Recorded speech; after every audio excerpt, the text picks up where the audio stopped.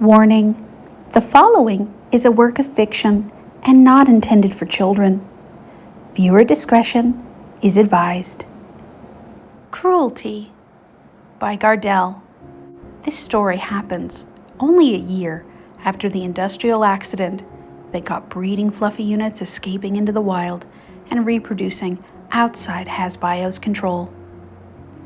It only took that year for the price of a fluffy to crash from a small fortune to that of a regular pet, although in the future it would go down even further. This made no difference to Snowflake, a dark blue Pegasus stallion with a white mane. His owner, Fred, was a 40-something confirmed bachelor who wanted to relive the days of his teens when he was a brony and dreamed about living in the magical land of Equestria with the cast of the show. However, these real cartoon ponies, made by a subsidiary of Hasbro, turned out to be nothing like what Fred had pictured in real-life MLP ponies would be in his youth. They were stupid, smelly, and although adorable at first, the novelty wore out far quicker than anyone would have expected. They were also high-maintenance pets and expensive to keep. Fred was able to withstand Snowflake's many flaws caused by being a beta version rushed into production. But the nail in the coffin was when the Georgia incident that got fluffies into the wild went from being minor news to a major event. Fred always thought that if he finally got tired of living with a bio toy, he could get the $14,000 loan he got to pay for Snowflake back if he simply decided to sell the stallion, getting rid of it, and maybe even making a profit from someone who couldn't stand Hasbio's long waiting list to finally get a fluffy. Lots of people were scalping fluffies back then. Some had pre-ordered only to do this. The end-user license agreement said nothing against reselling your fluffy. But the incident changed everything. All over the web, you could see posts from illegal breeders selling unlicensed foals that still had the Hasbio logo printed in their hooves because their DNA was encoded with those. However, there was no laser-etched serial code in their flank, as they weren't born in a Hasbio facility. While the prices in the low four-figure range are ridiculous in our age of 50-cent foals, for a time, the discount was simply massive at only a fraction of Hasbio's inflated MSRP. Fred had been disappointed at Snowflake, but now he simply hated him for having wasted so much money. In a fit of fury, he kicked the stallion out. No, Daddy, please! Yelled the stallion as it stomped its soft hooves on the door while producing no noticeable noise. Only months before, it could have walked into any house and received a warm welcome. But now, even better colored fluffies than Snowflake were having trouble being bought and stayed longer than usual at stores while being discounted over and over. As the prices went further down, more people were able to buy fluffies, both official and unofficial ones. And so even more were throwing the bio toys out once they grew tired of them. Fluffy shelters weren't a thing yet. Animal shelters refused to take fluffies. People weren't sure if products of genetic engineering were even truly alive and thus deserving of compassion. Some just wanted to get rid of them quick. That's when the very first stray fluffies were begging to show up. And with them, the first abusers. As it walked through a sidewalk at night, Snowflake saw a red mare on the other side of the street trying to reach a trash can. Then a man in his late 20s walked out of the alley. Well, look at you. Huh? Mr. and friend? Sure, I'll be your friend. Want to come with me? Star am waiting for Mama. Mama left forever ago, but Star am good and wait for Mama. Well, I know your mama, and I can take you to her. Really? Said the mare as its tail swirled around. You bet. And I'm sure she'll give you, what's that again? Spaghetti. Spaghettis? Really? Thank you, mister. Snowflake saw the guy grabbing the mare, which was already in a huggy pose. Then the man walked back into the alley, and the stallion could hear as the door closed. The homeless Fluffy wasted no time and crossed the deserted street and went into the alley. Even when it was dark and filthy, Snowflake kept walking to find the door and asked the nice mister if he could help him go back home. Maybe convince his daddy, Fred, to take him back. Or maybe, just maybe, be his new daddy. After all, the man was helping the mare. Maybe he could help him too. I'm Dozy. Snowflake no can't see. Hoodies, what the? There! After knocking its head against something hard and looking up, it was able to see a metal door he had heard before. Mister! Nice mister! Fluffy need help!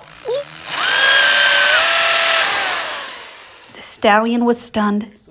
It had never heard another Fluffy screaming, not like that. Had it been able to recognize that weird sound, he would know it was a power drill.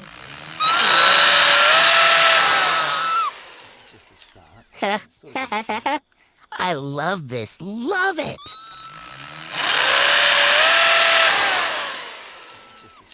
Snowflake couldn't see what was happening. It couldn't see the tip of the drill destroying the fragile bones of the mare's legs, each being perforated as the abuser tried to extend the life of his new punch toy, since strays weren't that common yet, and this mare was the first he could find in over a week. And while Fluffies were cheaper than before, they were still too expensive to just be used as stress balls. Fluffies might be dumb, but not that dumb. Snowflake was able to connect the dots and realize the nice mister was actually a mean monster. Leave away! Snowflake waddled as fast as his genetically engineered stumpy legs allowed it. It didn't care much for the directions, just to get out of there. And so it accidentally ended up in the city park. There he stumbled into a group of Fluffies who had formed a herd, the first of many that would eventually be in every city in North America. Snowflake was still too agitated. It could barely breathe after the long marathon of 4 city blocks. An orange mare began waddling towards him. Fluffy and okay? Matt and Wally. Live in park with other Fluffies. The stallion looked around. There were a few stallions and other mares around. They were all former domestics. Their growth hadn't been stunted by the subpar diet of living, eating rotten garbage and grass full of pesticides. Their coats were only mildly stained, but you could tell they had enjoyed baths and haircuts until recently.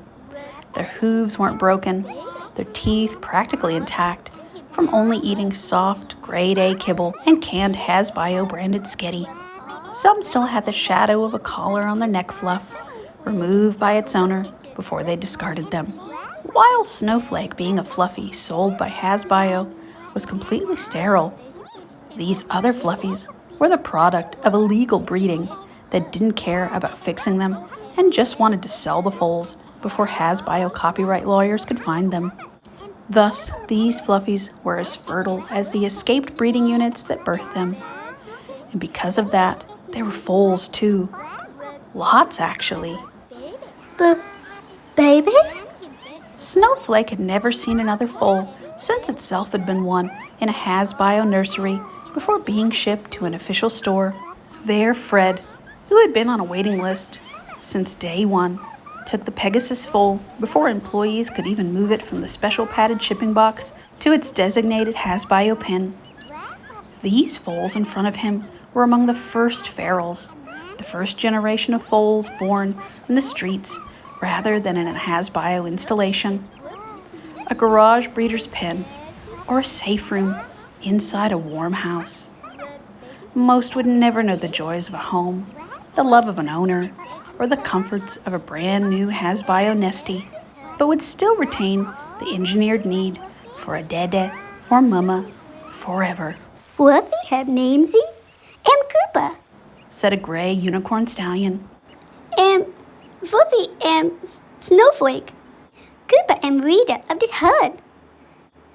Rita? Yes, and Smarty Fluffy help all Fluffies live in the park. Snowflake want to join herd. Every Fluffy is welcome. Not seeing many options around, Snowflake decided to take the offer. At least he wasn't lonely anymore. A few foebas later, in Fluffy time, morning came, and for Snowflake, the park didn't look nearly as scary as it did during the nighttime. In fact, it looked really nice. There was plenty of grass and pretty plants around. The bright ball in the sky was shining, and the stallion felt the warmth in his poorly insulated coat, optimized for looks and nothing else. Snowflake saw a few humans walking nearby. It suddenly felt the need to waddle to them and beg for a new home. But then, something clicked inside as it remembered the man in the alley, the horrible screaming of Star, the red mare. But before its brain could process it, the stallion saw a few fluffies and older foals waddling towards the humans to greet them. And nothing bad happened to the fluffies. Back in those days, people would feed breadcrumbs to fluffies in the park and pet them as they were still amused by the idea of living plush toys walking around, their broken speech still funny rather than annoying. Kids would still play with stray fluffies at the time because they didn't look as bad as the strays and ferals of the future, which had been broken by an environment they weren't designed to live in, each generation more damaged than the previous one. Despite this, the stallion decided to go back to the nest instead. The mares there were busy tending to young foals, many of them still chirpies, that were born only a couple of days before. While Snowflake was able to have special huggies, it wasn't able to sire any foals. Still, he enjoyed playing with the foals of the other fluffies, which were more than willing to let it help around. It even helped name a brown earthy filly, now known as Chucky, because its coat reminded him of the chocolate nummies his dad had liked. Oh, Nancy. Love Snowflake. Love Chucky, too. The times were good for the herd. Cooper would still keep order and go with Snowflake and the other stallions to look for food. Most of the time just trashy nummies. The mares would feed on this and the grass to make the milkies their foals needed to grow, albeit without the proper artificial nutrition of specially formulated kibble. The foals wouldn't grow as well as the parents did. After all, fluffies weren't meant to live outside eating trash and plants. The consequences of this malnutrition would only be more evident generations from now, when stray and feral fluffies would look very different from properly bred ones. But for now, things were good. The fluffies were even enjoying their freedom in the city park. However, this was not meant to last, and a couple of weeks later, one of the scout stallions, a green unicorn named Ricky, got mauled by a pit bull that got away from its owner to chase the herd of weirdly shaped, tiny pseudo-horses living near the trees. Help! The other fluffies ran to help Ricky, but they didn't know what to do. The HasBio user manual specifically said on page 6 that fluffies shouldn't be left alone with dogs. And here was a particularly vicious and dangerous breed of dog destroying their friend. Please, doggy monster, let me go! Several fluffies began pleading with the dog to release their friend. The dog, a 200-year-old breed made specifically for blood sport, wouldn't flinch when attacking a human infant. Why would it care about this thing? Please stop! Rock, come here, dumbass, said the dog's owner. The pit bull heard its owner and let Ricky fall down into the grass. But it was too late for the scout stallion, as it was broken beyond repair. Not even a certified fluffy technician would be able to stitch him together. And being the product of an illegal fluffy breeder, he was not covered by the warranty either. No, Daddy! Cried Chucky. The filly used to sleep with its father in the fluff pile, and of all the foals in its litter, it was the one who was the most attached to the stallion.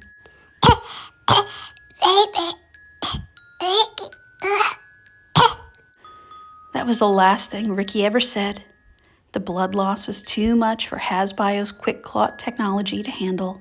As Chucky tried to hug its father back to life, the other Fluffies didn't know what to do with the body. If it was an official Hasbio Fluffy, its owner was supposed to store the body and, if possible, freeze it until a Hasbio employee could retrieve it and then, if covered by the warranty, ship a brand new weaned foal to him. Owners of unlicensed Fluffies would simply bury them in their backyard like a regular pet. In the near future, dead Fluffies would just be thrown into red bins by the ton. One of the mares decided to grab some leaves to cover the body so the boo-boo juice wouldn't look so scary. The other Fluffies thought it was a good idea, and eventually Ricky's remains were covered by a small pile of leaves. The first Fluffy tomb? Who knows? A day later, the herd was back to normal. It was not that Fluffies were insensitive to what happened, but their creators put so much emphasis on the speech and cute behavior patterns that there wasn't much left for things like memory and the tiny brains.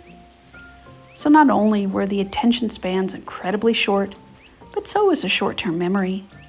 One of the many side effects is that Fluffies were able to overcome trauma very quickly.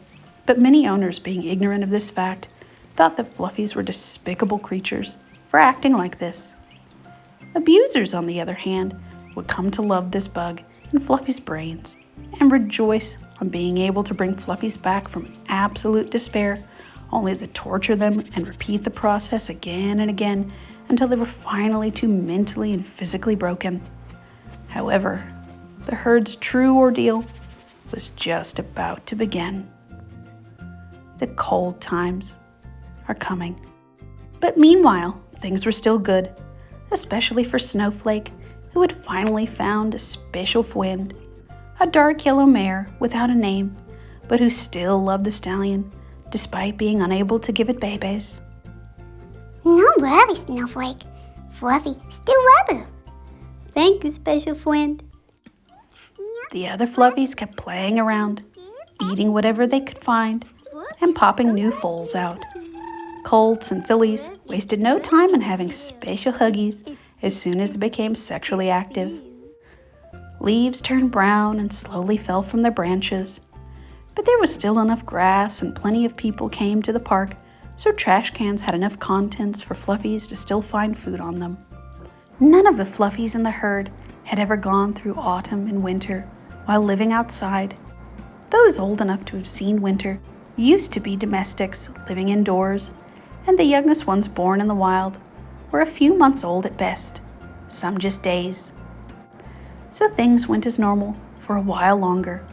Fluffy still played and laughed while enjoying what the park had given them. It wasn't an ideal life, but they would make do. Then the air became really cold. The trees were now completely bare. Sunlight began to wane. The sky turned gray. And one day, it began snowing. What am this? Cool Wawa? Baby, what was Skyflap? The Fluffies were happy playing in the snow at first, but then came the night. So cold! Need mommy! No, only babies can be inside a fluff pile, Said the Smarty, who knew foals had to be protected from the cold weather, or else they would quickly die. Unfortunately, that morning the herd realized all the Fluffies on the outside rim of the fluff pile had died from hypothermia. What's window? Please, mommy, wakey! No, forever sleeping.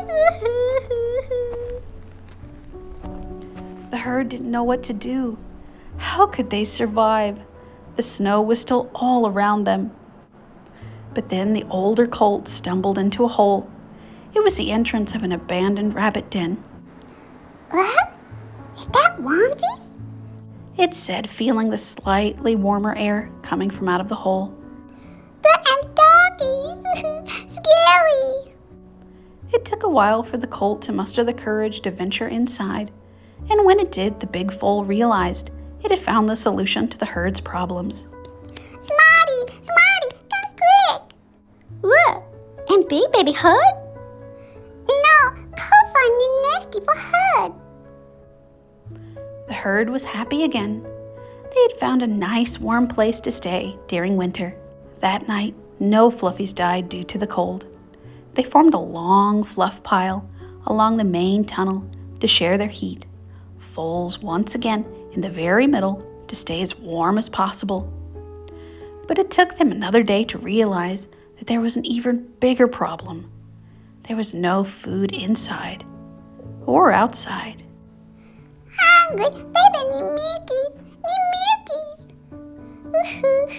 So sorry, baby. Mama don't have nummies to make milkies. Fluffy's so hungry. Tummy hurties. Snowflake could remember how Fred would give him more food than he could eat, how back home there was as much kibble, sketties, and treats as he wanted. While the stallion had seen winter before, it only did from the safety of Fred's big house with automatic climate control. Fred wouldn't take the Fluffy outside, being afraid that any damage could lower its value. And so, as far as the stallion knew, winter wasn't even cold. How could it know there would be no food either? A group of stallions ventured outside to find nummies for the herd, Snowflake standing right behind Cooper. What? Where am all the grassies? All the Fluffies could see was endless cold white stuff. As they walked around, those behind could see the grass patches on the hoof prints of the Fluffies ahead of them.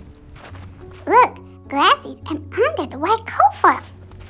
The Fluffies wasted no time and began digging the snow away with their hooves. But under that was nothing but brown, dead grass. Yuckies, not taste good. So hungry. Fluffy have zaddies. Cooper could see the morale of the herd being destroyed by the horrible situation they were in. After all, there were no nummies. Even the trashy boxies were empty. The smarty knew something had to be done. Then he saw a human on the sidewalk near their new nest. He was wearing a big winter jacket and a black wool hat. And in one of his hands was a bag of Cheetos. Nummies! Screamed Cooper before waddling as fast as it could towards the human. Snowflake and the other stallions followed behind. Mister! Huh? Fluffies? Here? Good mister, can Fluffy have some nummies? What? What the fuck are nummies? Some of the Fluffies got scared at the bad wordies, but Cooper knew it had to insist. Nummies, foodies, like human have. Foodies? You mean this? Said the guy while holding the bag in one gloved hand. Yes, Mr. Share with Fluffy Hud. Nah, these are mine. Go away, faggot. Cooper began to shake. He didn't expect an answer like that. So for all humans had been nice to Fluffies at the park, why the sudden change? And in such dire times. Please, human, please just give some nummies to Hud. Fools are so hungry. Going to have forever sleepies. Said the crying Smarty. I don't care. Fuck off, you shit rat. The man said before walking away while the Fluffies behind him began to cry tears that froze in their cheeks. The group went back inside the tunnels, defeated. So hungry. Snowflake couldn't sleep. The pain in its tiny stomach was unbearable. How the mighty had fallen. Such an expensive pet, finding itself starving inside a dirty, frozen hole. It wasn't Snowflake's fault. It had been a model Fluffy, as good as it gets. He was paying for the sins of the Fluffies that dared escape the breeding facilities, thus making its pseudo-species worthless. The herd had fattened on the food they got from the park for months. Some were even too fat for a healthy Fluffy, but no amount of reserve fat could keep them alive for so long, their bodies already burning through it very fast, just to keep up with the cold. One by one, they began mewling for milkies that never came, and then went to sleep, never to wake up. Where's this baby? Cried a mare after its hot pink unicorn filly stopped breathing. Stallions would take their dead foals and carry them outside the nesty to simply lay there. Tens of these foals were covered by the snow that fell during the night. Others were taken by scavengers. One light blue earthy stallion named Bolt got desperate after seeing most of its foals die, so it decided to venture outside yet again to look for food and save the ones who were still alive. Bolt need for nummies, for babies, for family, for... Unfortunately for it, a big owl saw the famished Fluffy, and despite the odd coloration, decided it was good enough to eat. It flew away with a thin stallion back to its nest. Bolt's foals died 2 days later. Its special friend a week after that. Most from starvation, but also due to the trauma of losing all its young, and even its special friend. Older foals followed. They were stronger than Chirpy's, but not as strong as the adults. One day, a pink filly found some roots. It tried to chew them, but it only broke its weak teeth. They were engineered by Hasbio to avoid any legal risks from Fluffy's biting its owners. Owlies! Where's the owlies? However, the adult Fluffies were able to chew these roots. They would still hurt their teeth and mouth, but were at least able to eke some sustenance from those. Mama now nummies make milkies, but not have babies no more. The older foals still succumbed to starvation. Snowflake cried for over a week after Choky died. It hugged the filly's tiny, cold body for days. Why? Want Choky back, please. The filly had been the closest thing Snowflake ever had to a foal of its own, the closest thing to a real daughter. The stallion was finally strong enough to let go and take Choky outside. Instead of just letting the filly lay on the snow next to the other dead frozen foals, it brought the filly on its back all the way to an oak tree. And it was under that tree that Snowflake first met Choky, where they used to play during the summer and autumn. Sorry, Choky. Snowflake no can saber. Where's the saddies? It then made a hole in the snow with its tired, skinny legs and placed Choky inside and covered the filly with snow. Fluffies hadn't been programmed to bury the dead. It just happens that Snowflake had seen a funeral on TV and then asked Fred, who told him that that's what's done when someone dies. But why, Daddy? Because it's the right thing to do, Snowflake. It's the right thing to do. Yes, Daddy. Snowflake understands, said Snowflake in a raspy voice after finally realizing the meaning of Fred's words. After that, the stallion didn't care. He didn't care when his special friend died, when the rest of the herd died, nor when Cooper finally died as well. He didn't realize it, but he was now the last Fluffy alive inside the den. His better genetic product of a strict quality control at Hasbio's breeding facilities, combined with the top-grade care he had received during its foalhood, meant that Snowflake was in a much better condition than any other strays or ferals, even other ex-domestics that came from unlicensed breeders, since those guys would sell any foal no matter what, if they weren't up to Hasbio standards or even defective. That, combined with suboptimal food and care, meant they were weaker than Snowflake.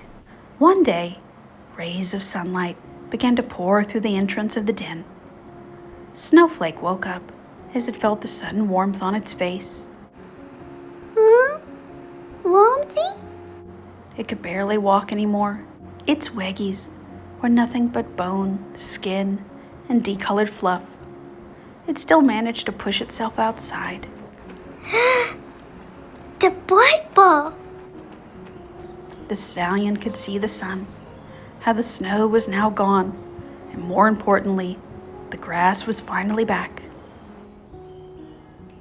Snowflake ate the fresh grass. He finally had something in its stomach. For a moment, he was happier than ever. Then tears came out. The stallion couldn't help feeling sad for surviving while the rest of the herd starved to death. It missed Choki, his special friend, his friend Cooper, the noble Smarty, missed Ricky, Bolt, and all the others. The stallion just sat under a tree, looking at the bright blue sky. Then it heard a noise and saw a new herd of fluffies, all of them running towards him. Please be friends with Fluffy. Please be good. It didn't know, but that herd had managed to barely survive the winter by taking refuge inside an abandoned house next to another house from an old lady who felt sorry for the tiny, colorful creatures and their babies, so she fed them some scraps and any expired food she had lying around. She essentially saved the herd from starving to death.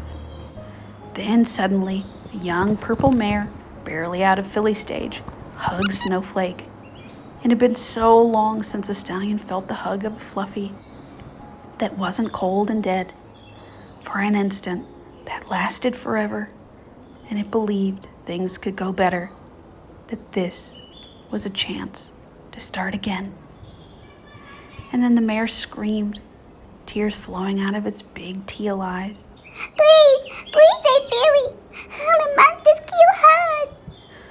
Snowflake felt how the blood drained from its tiny face. He looked up and could see it. An animal control employee wearing a blue chemical suit.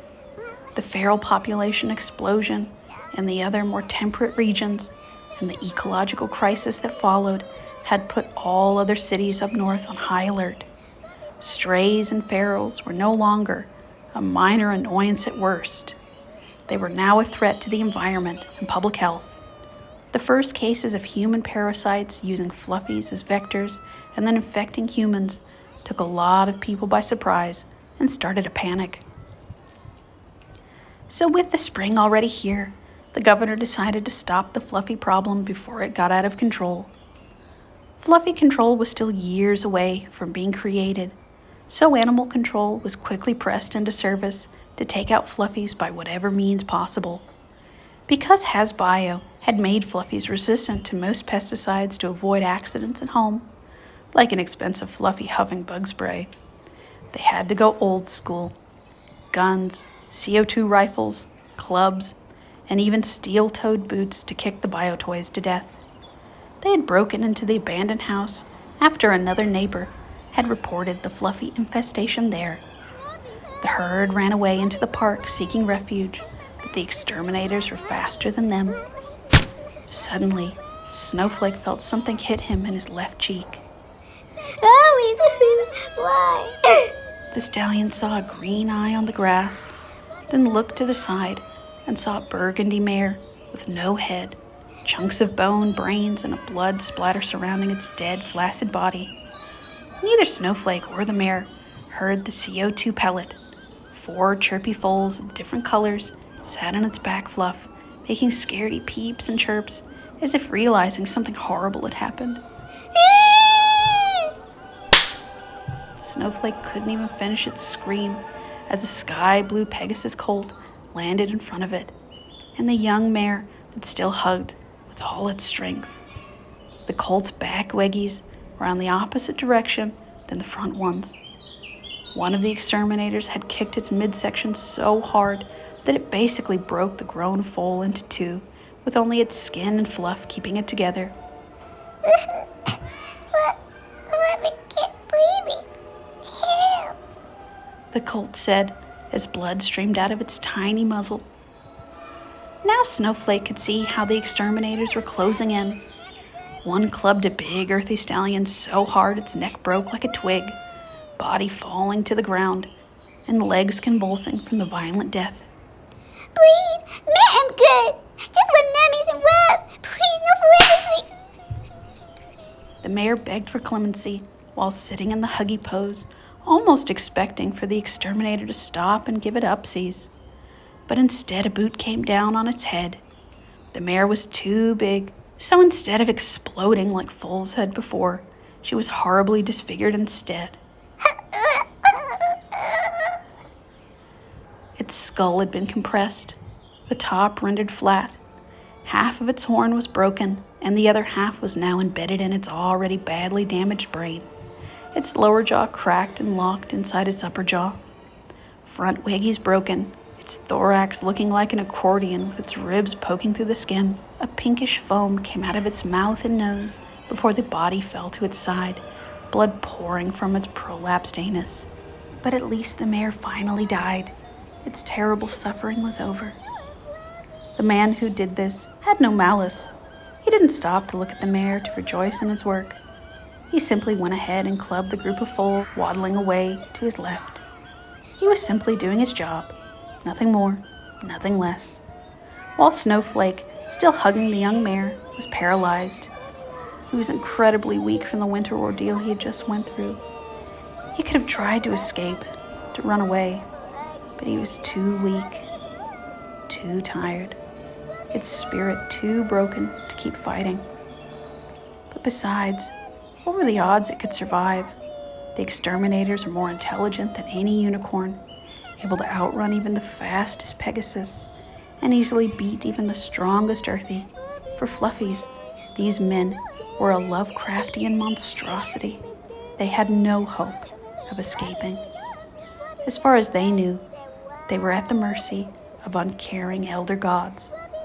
And then one of these old ones was standing right in front of Snowflake, club in hand. Goodbye, friends. Joking. Huh, another one. All right. Said the man while raising the club above his head to kill the scrawny stallion he just noticed. As he was about to hit Snowflake, it uttered its last words. Goodbye, Daddy. Only then the exterminator stopped, mere centimeters from smashing the stallion's head into a pulp. Wait, Daddy? You have an owner? Yes, mister. Fluffy and Daddy would be halcyon. Yo, an ex-domestic here. Need a scanner. Here. Another exterminator handed him a small black device. Let's see. He said as he waved the plastic box around the side of Snowflake's ears. The scanner found the RFID tag inside the right ear. The employee began tapping and scrolling through a touchscreen. Let's see. Owner, address. Oh shit, we got an original here. As biomodel? You know the rules. Bag it as evidence. What am it? The employee quickly grabbed Snowflake by its nape and shoved it into a big Ziploc bag, then closed it. They needed the stallion to be physically intact. No, breathe my out. Snowflake can't breathe me. Just not alive. No help ever came. He was left to slowly suffocate as the remaining stallions, mares, and foals around him were systematically exterminated. Snowflake could see in the corner of his eye the young mare that hugged him, crawling away. A moment later, he realized that only half of the little mare was crawling away. The other half laid flattened, half a meter away. No more sleeping. Were the mare's last words before it puked blood and collapsed on its side, its eyes locked with Snowflake's. Snowflake wanted to scream, but he couldn't. His lungs had no air left and his body was succumbing to hypoxia.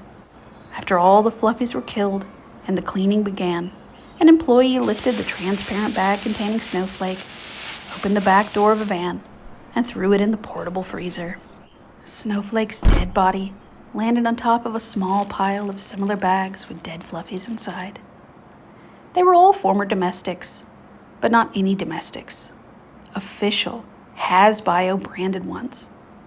Much like Snowflake, they had been thrown away, not because of bad behavior of any kind, but simply for losing their value and their owners being angry at them as if they were the Fluffy's fault.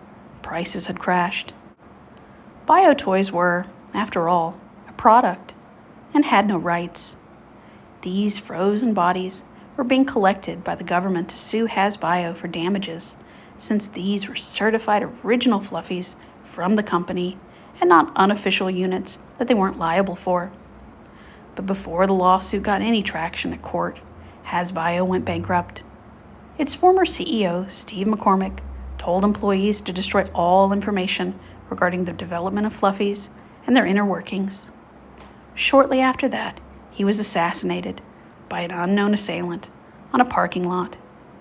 Any remaining assets, including prototypes for future Fluffy variants, were auctioned off at very low prices and bought by other Gen Tech companies. And because it was no longer possible to sue for reparations, Snowflake's body was deemed useless and disposed of in a landfill, along with tons of other former domestics, strays, and feral Fluffies of all ages, to rot away. Snowflake had been a good Fluffy, one of the best. Its herd had been all good Fluffies, and yet they were denied a home, no owners to care about them. They had been created with a purpose, then disposed of because of the failures of others. HasBio might be gone now, but their definition of Fluffies as bio toys still persists.